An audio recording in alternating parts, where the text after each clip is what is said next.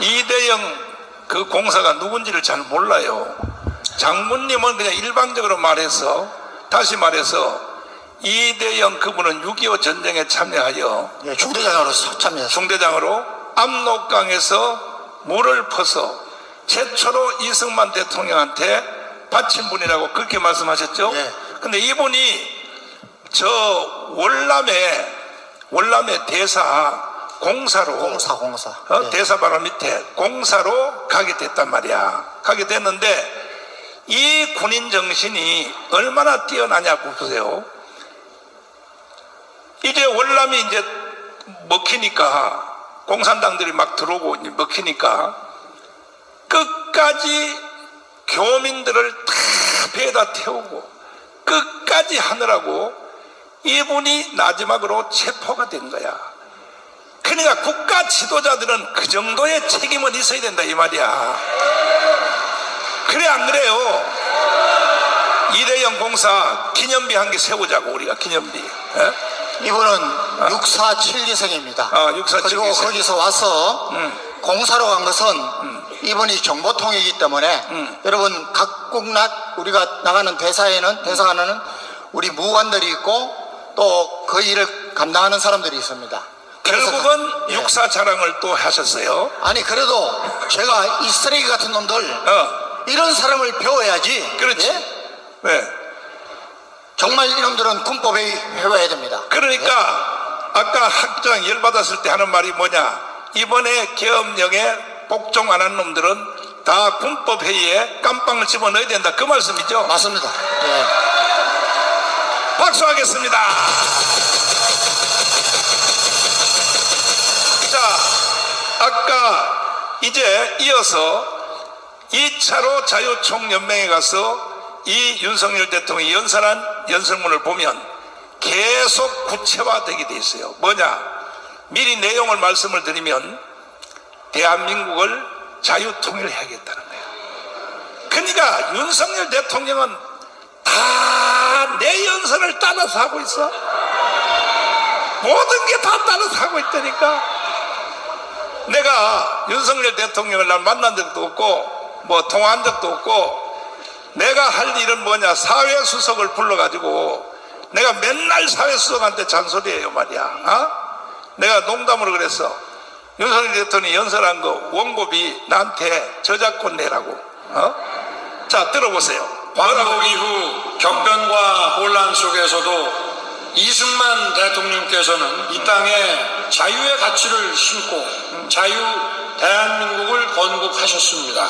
박정희 대통령께서는 전쟁의 폐허 속에 절망에 빠진 우리 국민들에게 할 수 있다, 하면 된다는 자신감을 불어넣으며 국민과 함께 한강의 기적을 이루어냈습니다.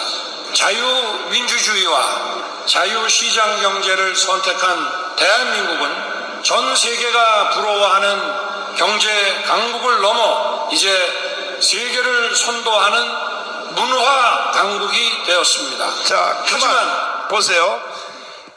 역대 대통령 이후로 이승만과 박정희를 연설문에 넣은 사람이 있어 없어요? 우리 종시인 전두환도 못 넣었어요. 그러니까 이게 윤석열은요, 대구에서 처음에 경북 대구에 와서 하는 말 그대로 정말로 웬만한 배심이 없으면, 하여튼 간에 윤석열 대통령 우리 잘 뽑았어 못 뽑았어? 잘 뽑았죠? 그래서 윤석열 대통령 임기 안에입니다. 임기 안에 이제 2년 반 남았어. 임기 안에 반드시 우리는 자유통일을 해야 되는 것입니다. 동의하십니까? 그러려면 이번에 여기는 포항의 인구가 총 얼마요? 50만인데 40만 명은 이번에 토요일날 강화문으로 다 와야 돼. 할 수 있어요? 포항이 뭐야? 이명박 대통령을 만든 데 지역 아니야? 영포라인이 뭐야? 정신 나가죠 말이야. 그래서 영프라인의 주인공 되는 오늘 포항 여러분, 50만 중에 40만은 내 말 농담 떠먹게 하지 마요. 만약에 포항이 40만 이번 토요일 날 광으로 안 데려오면 대한민국은 이재명 주장하는 대로 넘어갑니다. 북한으로 넘어가게 돼 있어. 넘어가게 돼 있는데 윤석열 대통령이 조금 전에 연설하셨죠? 연설 보셨죠? 이 연설문을 다시 한번 여러분들 들어보시겠습니다. 자, 내가 사회수석을 불러서 나는 윤석열 대통령을 만난 적도 없고 대화할 수도 없어. 뭐 대화를 해줘야 하지. 윤석열 대통령님 좀 섭섭해요. 내가 참나, 내가 뭐 이마에 뿔이 3개 달렸어요? 왜 나하고 대화도 한번 안 해주시고 말이야. 근데 나는 내 책임자인 사회수석 불러서 맨날 이야기하는 거야. 맨날 얘기한다고 잔소리 한단 말이야. 내가 잔소리 하는데, 자, 이제 윤석열 대통령은요 천재야, 천재. 검찰에만 천재가 아니고 이게 정치의 천재가 돼서, 천재가. 자, 조금 전에 하신 연설 한번 들어보십시오. 다시. 존경하는 국민 여러분, 저는 오늘 하고 하는데 나중에 연설문을 읽지도 못하고 계속 본능적인 자기가 하고 싶은 말을 그대로 한 거야. 이걸 한번 들어보십시오. 자, 이것이 윤석열의 답니다. 윤석열 속에 뭐가 들었을까? 윤석열이 지금 뭔 생각할까? 요거요, 오늘 여러분 이 자리에 잘 왔어. 윤석열 대통령이 알기를, 윤석열 대통령이 나에 대해서 어떻게 생각할까? 물어볼 필요도 없어. 요 영상 봐버리면 윤석열 전체야, 전체. 이해되십니까? 자, 들어보십시오. 존경하는 경북 도민 여러분, 그리고 우리 든든하고 멋진 우리 당원 동지 여러분, 오랜만에 이렇게 다시 경북을 찾으니 참 마음이 편안하고 따뜻해집니다. 제가 오늘 이 자리에서 여러분께 드릴 말씀을 좀 메모를 해가지고 왔는데, 다른 말씀을 좀 먼저 조금 올리겠습니다.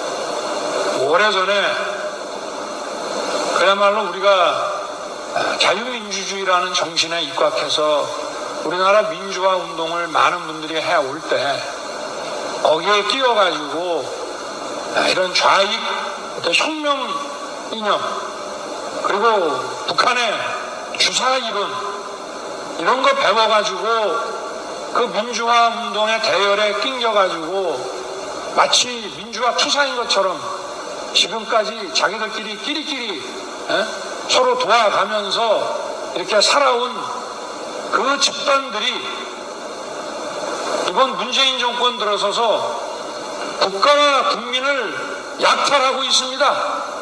국민의 재산을 뺏고 세금을 약탈하고 자기들끼리 갈라먹고, 또 거기에 대해서 문제를 제기하는 반대편은 뭐 사찰이고 사이버 전사들 있잖아요. 우리가 소위 뭐 대깨문이라고 하는 사람들 동원해가지고 인격 말살을 하고 머리를 둘 수 없도록 만듭니다.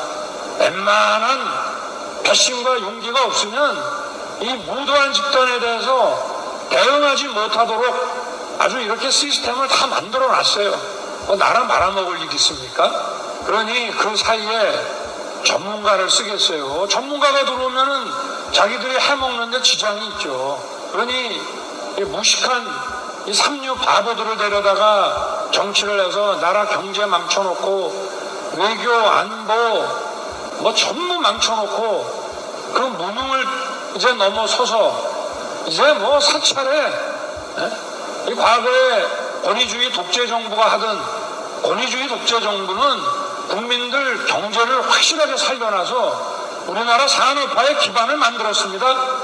이 정도는 뭐 했습니까? 정말 가지가지 다 하는 이 무능과 이 불법을 아주 동시 패션으로 다 하는 이런 정말 엉터리 정권입니다. 민주당이 어디서부터 내려오는지 알 수 없는 이런 지시와 이 오도에 의해서 일사불란하게 돌아가고 그거 이의제기하고 반대하는 정치인들은 아주 무슨 사이버나 이런 걸 통해 가지고 아주 인격을 말살을 시킵니다. 이 정당이 계속 이렇게 국민을 약탈하고 인권을 해먹게 놔둬야 되겠습니까?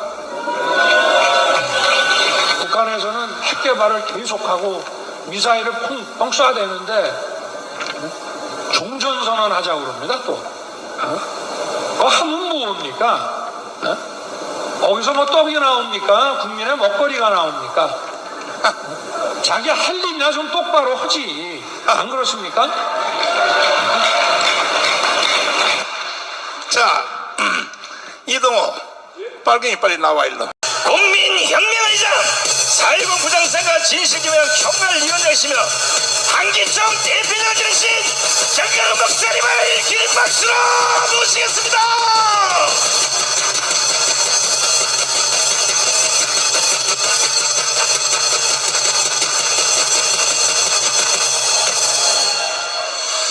존경하는 5,300만 국민 여러분, 그리고 850만 해외 동포 여러분, 오늘 기분이 좋아요 안 좋아요?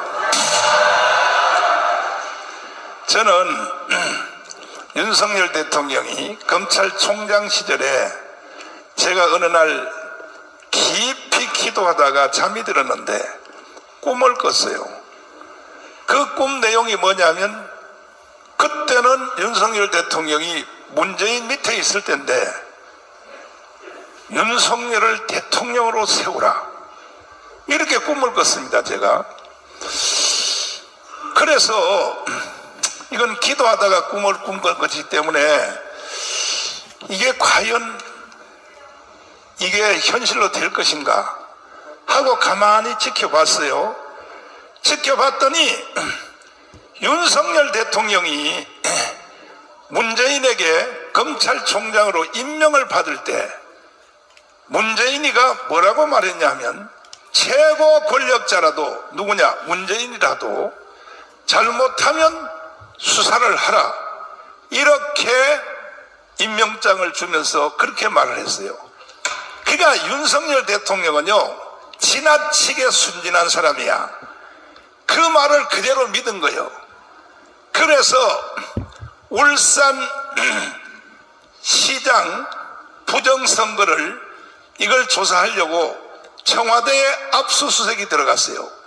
윤석열 대통령의 검찰총장 시절에 들어가니까 문재인이가 열받아가지고 이 새끼가 어디 나한테 덤벼? 그때부터 윤석열을 핍박하기 시작하는데 법무부 장관을 조국을 보내고 추미애를 보내서 윤석열을 매장시키려고 시도를 했습니다. 그런데 나는 그때 어떻게 생각했냐, 아하, 이게 하나님이 나한테 보여준 꿈대로 되는구나. 자, 그래서 결국은 이 윤석열 대통령이 당선이 됐는데, 이 광화문에서 내가 최초로 윤석열 대통령을 소개하는 영상을 여러분 한번 보시고, 제가 하는 일은요 다 성령이 하는 일입니다. 동의하십니까? 근데 보통 사람들은 제가 처음 말할 때 이해를 못해요. 그러니까 여러분들은 다 돌대가리야, 내가 보면. 왜냐하면 이해를 못하다가 1년 후에 가서 뭐라 그러냐, 목사님 말이 맞았네요. 앞으로는 그러지 말고 내가 하는 말을 바로 즉시 반응을 해서 목사님 말이 맞습니다, 이렇게 하란 말이에요. 그러면 보세요, 내가 윤석열 대통령을 어떻게 소개했는가. 이게 1월 달입니다. 추울 때, 그때 가문광장에 엄청나게 모인 상태에서 내가 윤석열 대통령을 꿈을 꾼 그대로 내가 이렇게 뽑아 올리기 시작했습니다. 자, 한번 들어보십시오. 이렇게 잘 나가는 대한민국에 저 문재인 강도 한 마리가 지금 나타났습니다. 이놈은 이번 주에도 신년사를 연설을 했는데 이것은 김정은의 연설을 대독한 겁니다. 잠깐 한번 들어보시겠습니다. 4.19 혁명 60주년과 5.18 민주운동 40주년을 맞으며 3년 전 촛불을 들어 민주공화국을 지켜냈던 촛불 같은 소리 안 앉아서 있게 해자식. 대신입니다. 우리 정부는 과감한 변화를 선택했습니다. 경제와 사회 구조의 근본적 변화와 개혁으로 우리 사회에 만연한 반칙과 특권을 청산하고 불평등과 양극화를 극복하기 위해 흔들림 없이 노력해왔습니다. 이런 개소리를 하면 되겠습니까? 이거는 대통령의 신년사가 아니라 김정은의 신년사를 대신 읽은 겁니다. 대신 뭐라고요? 경제가 잘 되고 있다고요? 이게 대통령의 시정연설이라고 할 수 있겠습니까? 오늘 우리는 저 문재인을 처리해야 됩니다. 이와 같은 무너진 대한민국을 바로 세우기 위하여 윤석열 검찰총장은 신년사를 이렇게 했습니다. 직접 한번 들어보시겠습니다. 저는 작년 7월 여러분 앞에서 헌법 정신을 가슴에 새기고 헌법 정신 국민의 말씀을 경청하며 국민의 사정을 살피고 국민의 생각에 공감하는 국민과 함께하는 자세로 일하자고 다짐했습니다. 정치 경제 분야를 비롯하여 사회 곳곳에 숨어있는 불공정에 단호히 대응하는 것은 우리 헌법의 핵심 가치를 지켜내는 일입니다. 지금 진행 중인 사건의 수사나 공판 역시 자유민주주의와 시장경제 질서의 본질을 지켜내기 위해 시정경제를 국민이 검찰에 맡긴 책무를 완수해 나가는 과정입니다. 자, 이 윤석열 검찰총장의 신년사가 이것이 바로 연설입니다. 연설. 문재인 도대체 너는 뭐하는 인간이야? 이렇게 윤석열 검찰총장의 연설문을 분석해보면 첫째, 자유민주주의를 지켜내겠다는 것입니다. 두 번째, 시장경제를 지켜내겠다는 것입니다.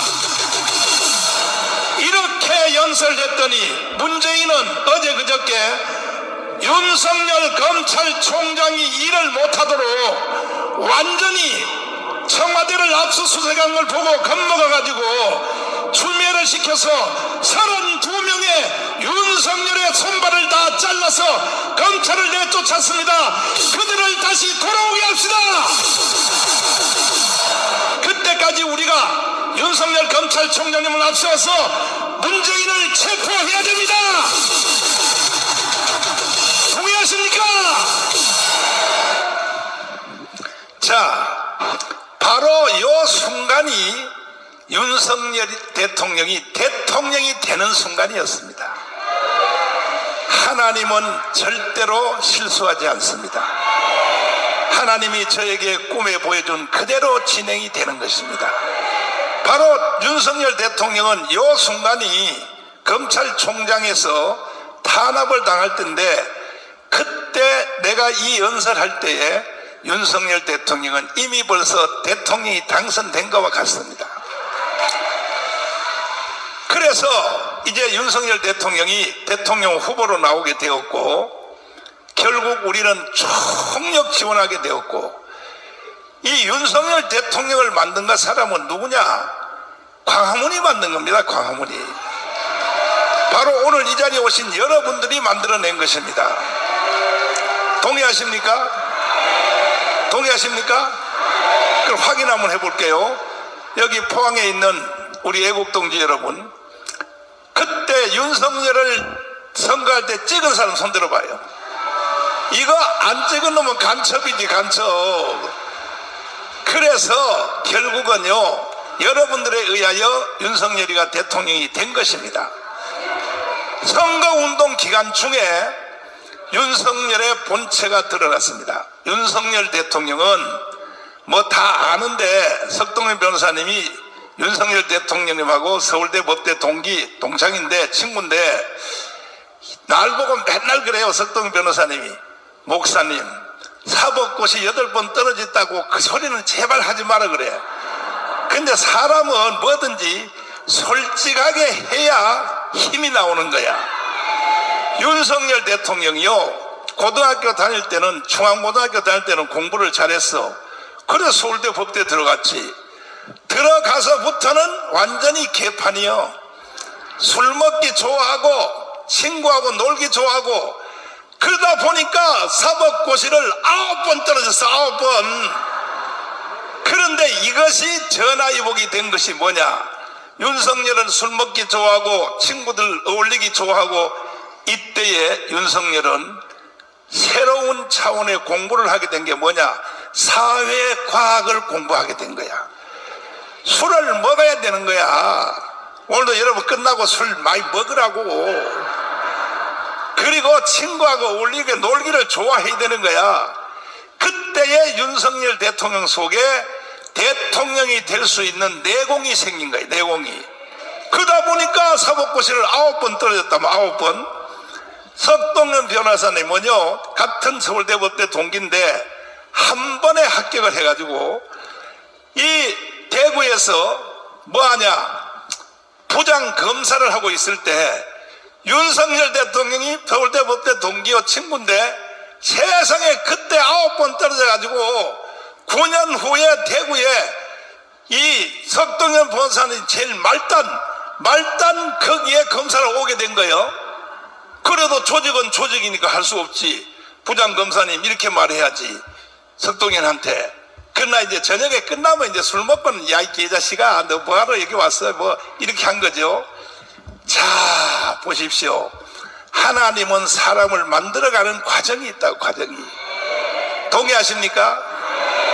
동의하십니까? 여러분들도 당장 현실에서 어려움이 있다, 이런 것에 대해서 실망하지 마세요. 내가 지금 강화문에서 주일날 설교하는 거 들어 안 들어요? 오대제사 들어 안 들어요? 다 하나님은 사람을 만들기 위하여 이런 과정을 거친다 이 말이요. 이해돼요? 자, 내한테 입에 노래가 하나 딱 물렸어요. 왜 나만 겪는 고난이냐고. 왔으니까 입에 딱 물렸단 말이에요. 저는 봉해를 하거나 설교를 하거나 연설하거나 하나 제가 원고도 없이 해요. 이 손상대 이 사회자님이 나에 대해서 얼마나 놀라냐 하면, 원고 하나도 없이, 메모 하나도 없이 강문에 오면 연설은 연설, 설교는 설교를 그대로 하는 걸 보고, 저 손상대 교수님도 보통 사람이 아니거든. 이 사람이 포항 출신 아니야. 포항 출신이고 공부를 잘해가지고 기자가 됐단 말이야. 보통 실력도 아니거든. 손상대 대표님이 하는 말이 그런 거야. 목사님 같이 이렇게 연설하고 설교하는 사람은 세계에서 없다 그래. 세계에 없다고. 맞다 그러잖아요. 손상대 맞습니다. 맞다 그랬잖아. 맞다 그러잖아. 그러면 나는 왜 메모 하나도 없이 그 다음에 또 설교하고 하느냐? 전부 내 속에서 성령이 밀어내는 거야. 나는 성령에 사로잡힌 사람이야. 이것도 빨리 인정을 하라고. 인정하십니까? 두 손 들고 아멘. 그래서 지금 내가 또 성령이 입에 딱 노래가 하나 물렸어. 왜 나만 겪는 고난이냐고 한번 불러보자 이 말이야. 그러다 보면 그 사람을 알 수 있어요. 자유총연맹에서 연설문 한번 들어보겠습니다. 많은 도전과 위기에 직면해 있습니다.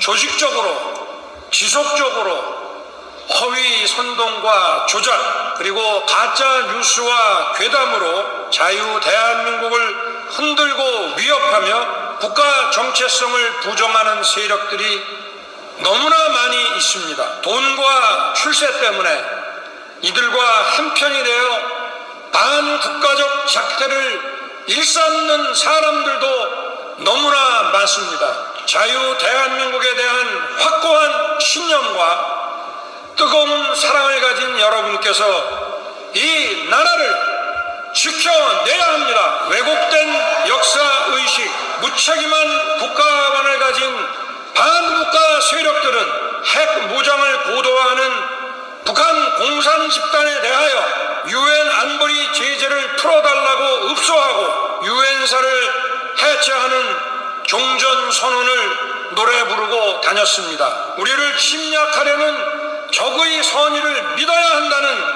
허황된 가짜평화 주장이었습니다. 자유 대한민국을 무너뜨리려고 하거나 자유 대한민국의 발전을 가로막으려는 세력들이 나라 도처에 조직과 세력을 구축하고 있습니다. 이것은 보수 진보의 문제가 아닙니다. 자유 대한민국의 정체성을 지켜야 하는 문제입니다. 자, 대구 경북 연설과 거의 맥락이 같이 되죠. 반국가 세력, 그리고 종전협정, 평화협정을 노래 부르고 다녔다. 자, 삼성 장군 황교선 장군님을 모시고 왜 지금 야당은 종전협정, 평화협정 이걸 왜 노래 부르고 다닙니까? 그 이유를 좀 설명해 주세요. 왜 종전협정이 뭡니까? 일단 종전협정이 뭔지, 종전선언 이게 뭔지. 지금 현재는 네. 한국전쟁, 6.25 전쟁을 하다가 정전입니다. 잠시 멈춘다는 거죠.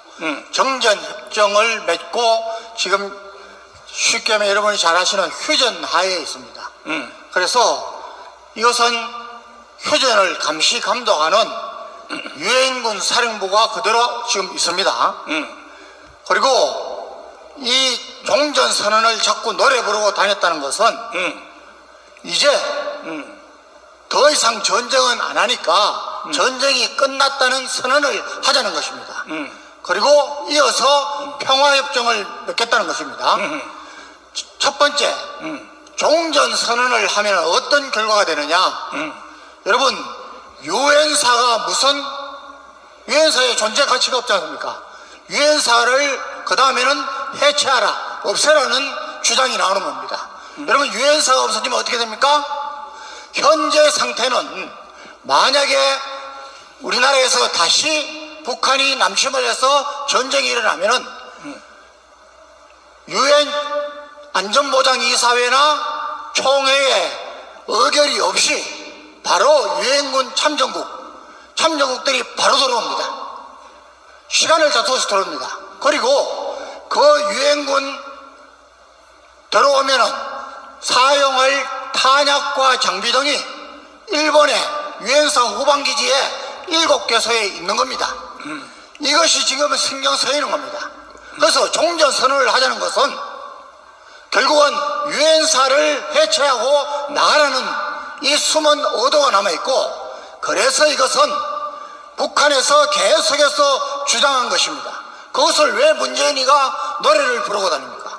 두 번째, 평화협정이라 그러는데, 여러분, 평화협정으로 전쟁이 일어나지 않거나 또 전쟁을 억제한 경우는 세계 역사상 단 한 번도 없습니다. 가장 유명한 평화협정이 뭡니까, 여러분? 파리 평화협정입니다. 1973년도 1월 27일 날 미국의 키신저 국무장관과 월명의 레둑토가 파리에서 평화협정을 맺었습니다.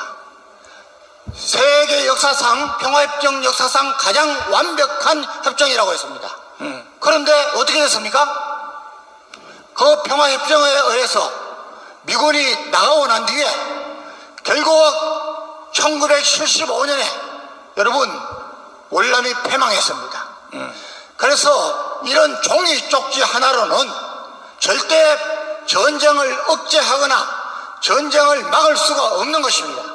그러면 이 문재인이가 이야기한 종전선언하고 평화협정하자, 이 말이 맞습니까? 우리가 현 상태대로 훨씬 군사안보에 대한 부담을 줄여서 그것으로 이제까지 70년 동안 경제성장을 했습니다. 그런데 왜 이걸 우리나라의 대통령이 주장을 합니까? 노래를 부릅니까? 두 가지입니다. 간첩 아니면은 멍청한 놈입니다. 간첩이야. 자, 문재인은 간첩입니다. 내가 문재인을 간첩이라고 강문 광장에서 계속 떠들어가지고 내가 깜빵을 3번 가게 됐어. 그런데 이놈은 완전히 간첩인데, 자, 우리 그 해상 휴전선 해상 지도 한번 보여주세요. 자, 한번 보여주시면, 그렇죠. 자, 이거 한번 해설해 주세요. 자, 일단은 처음에 남북한이 이제 그 헤어질 때, 네. 남북한이 그어질 때, 네. 그것은 무슨 선이라 그래요? 남북한 38선. 38선이에요. 38선. 자, 이 38선 보여요? 38선 보이죠? 38도 선을, 지구의 38도 선을 경계로 하여 남북한을 나눴다 이 말이야. 통상 경계선은 하천이나 아주 저명한 지형지물을 가지고 만듭니다. 그런데 저 당시에는 우리나라가 미국에 그만큼 존재감이 없었다는 겁니다. 미국에서 딘 러스커 대령과 대령 둘이서 갑자기 막 소련군이 내려오니까 멈춰라고 찾는데 별로 한국에 대해서 잘 모르는 겁니다. 그러니까 그냥 위도 38도 위도선을 가지고 정한 겁니다. 자, 그 38도선이 그어졌는데 북한 이놈들이 6.25를 일으켰죠. 예. 6.25. 예. 6.25를 일으켰는데 6.25 때 미군이 예. 일주일 안에 들어왔죠. 예, 예. 한국에. 예. 다시는 안 온다고 하는 미군이 예. 다시 와서 6.25 전쟁을 우리가 이겼어요. 북한이 이겼어요. 우리가 이겼죠. 우리가 이겼죠. 이겨가지고 생긴 것이 지금 휴전선이죠. 휴전선. 야, 휴전선 보세요. 자, 휴전선 보세요. 휴전선 보여요? 학생들이 공부가 제대로 안 되는가? 보여요? 휴전선이 지금 그어진 걸 보시라고. 휴전선 저기 파란 거 그어진 거 있잖아. 38선보다가 북한으로 훨씬 더 올라갔잖아요. 그러면 6.25 전쟁 때서 우리가 이겼어? 북한이 이겼어? 근데 지금 7월 27일만 되면 북한이 6.25 전쟁을 지들이 이겼다고 해서 막 퍼레이드를 하고 막 광란을 부리고 개발광을 부리고 이렇게 이제 하고 있단 말이야. 그리고 그 다음에 이제 다시 우리가 나중에 6.25 때 우리가 평양까지 저 두만강까지 압록강까지 갔다가 다시 또 우리가 중공군들이 개입하는 바람에 밀려가지고 서울을 2번 뺏겼어요. 2번. 잘 들어야 돼요, 여러분. 서울을 몇 번? 6.25 때 바로 3일 만에 서울을 뺏겼고, 그 다음에 다시 한번 또 뺏긴 것이 뭐냐? 우리가 북한을 점령하고 갔다가 중공군들 때문에 역습을 받아서 다시 뺏겨서 어디까지 왔냐? 수원, 원주, 삼척, 저 몇 미터 있잖아, 봐요. 여기까지 또 뺏겼다고. 6.25 때 2번 뺏긴 거야. 그러나, 정말로 한국 전쟁의 최고의 영웅인 다그라스 메가더 때문에 우리는 결국은 다시 밀어제키고, 여기는요, 참 유명한 이 미국의 장군들에 대해서 우리 한국 사람들이 잊으면 안 될 사람이 있어. 서울에 가면 워커힐 호텔이라고 있어, 없어요? 그 사람이 6.25 때 죽은 사람이야. 장군이요, 장군. 우리 황윤 장군님처럼 장군이요. 워커. 그래서 워커힐. 박정희 대통령이 이름을 지어준 거야. 워커 장군 이름으로. 그러니까 우리는 절대로 미국을 잊으면 안 된다 이 말이야. 이해되십니까? 이래서 지금 이제 자유 발언 세게 해주시고. 자유 발언. 여러분, 제가 오기 전에 윤석열 대통령의 오늘 발표가 있었습니다. 담화문이 있었습니다. 제가 다 듣지 못했기 때문에 오면서 잘 하신 것 같다.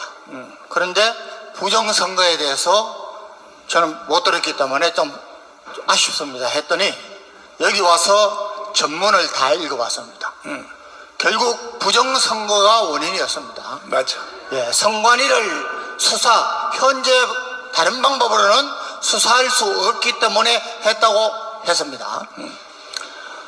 여러분, 그런데도 불구하고 저는 하나가 아주 아쉽습니다. 뭐냐? 여러분, 이번에 항명을 한 계엄사령관부터 특전사령관, 수방사령관, 여단장까지 장군들은 전부 군법회의에 회부해야 됩니다. 여러분, 군인은 사생활이 투철해야 됩니다. 여러분, 죽음을 무서워하거나 죽음을 도망가면은 그건 군인의 자격이 없습니다. 그리고 군대의 가장 생명은 상명하복입니다. 잠깐만요.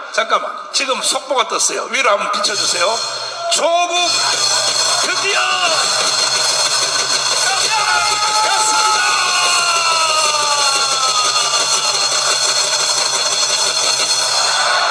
깜빵으로 가, 이 새끼야. 다음은 이재명이야, 이재명.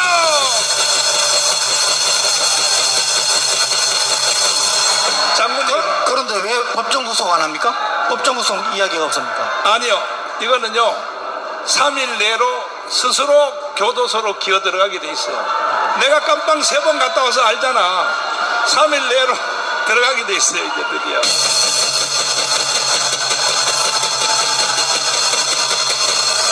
여러분, 상명하복은 상사의 명령에 복종하는 것은 맞아. 군대의 생명입니다. 생명.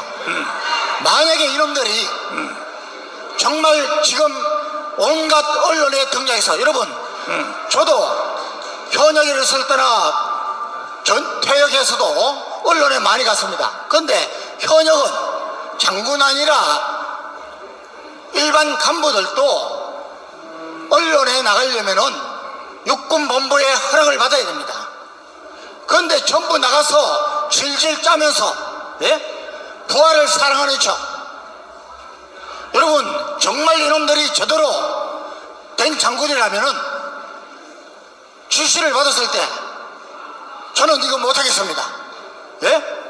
저는 주책 포기하겠습니다. 군복 붙겠습니다. 이래야죠.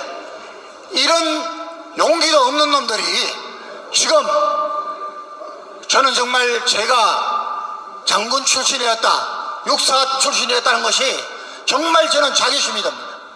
여러분, 어제 제가 말씀드렸는데 전 주월 공사를 지내신 이대영 공사 아시죠? 예비역 준장입니다. 이분은 6.25 때 여러분 잘 아시는 중대장으로서 압록강에 제일 먼저 도달해서 거기서 수통에 물을 담아서 이승만 대통령에게 의미 있게 보내라고 해서 보낸 사람입니다. 그리고 공사를 지냈습니다. 갑자기 망했습니다. 월남이 망했습니다. 그런데 거기서 우리 한국 외교관 3분이 끝까지 우리 한국 국민들을 철수시키기 위해서 남아있다가 붙잡혔습니다. 그리고 그 당시 제일 유명한 하노이의 형무소에 들어갔습니다. 베트남 공산당하고 북한 놈들이 와서 계속해서 항복하라, 우리한테 토항해라. 그런데 이분은 토항하지 않습니다. 무려 10개월을 독방에 지내고 5년 동안 옥살이를 했습니다. 체중이 80kg에서 40kg로 떨어졌습니다. 여러분, 왜 이분이 그런 항복을 안 했겠습니까? 이분은 군인이었습니다. 예? 이분이 죽기 전에 2017년도에 92세로 돌아가셨는데 죽기 전에 회고록을 썼습니다. 거기에 보면은 월남이 망한 것은 군사력이 약해서가 아니고 4가지 때문에 망했다. 첫째는 거짓말, 속임수를 국민들에게 워낙 해가지고 국민들이 다 놀아놨다는 겁니다. 두 번째는 간첩이 너무 많다. 간첩 때문에 망했다는 겁니다. 세 번째는 부정부패, 네 번째는 데모 때문에 망했다는 겁니다. 여러분, 저는 그것을 그저께 다시 한번 생각하면서 지금 우리나라가 똑같습니다. 여러분, 얼마나 거짓말에 잘 속습니까? 이번에도 계엄령은 저 같은 법조인이 아니더라도 상식적으로 여러분 내라는 말이죠. 현 정부를 뒤집기 위해서 하는 게 내란입니다. 그런데 현 정부의 대통령이 내란을 해요? 왜 합니까? 계엄령은 통치권입니다. 이거를 온갖 요소서에 박힌 간첩들과 저 좌파놈들과 심지어 우리 교회 중에도 목사님들이 좌파들이 많다고 들었습니다. 이번에 계엄 잘못됐다고 NCCK가 선포를 했습니다. 여러분, 역사의 교훈을 모르면은 그 나라는 망할 수밖에 없습니다. 정신 딱 차려야 됩니다. 여러분, 여기 오신 분들이 정말 이 나라를 살리는 계엄령의 역할을, 계엄군의 역할을 해야 되는 것입니다.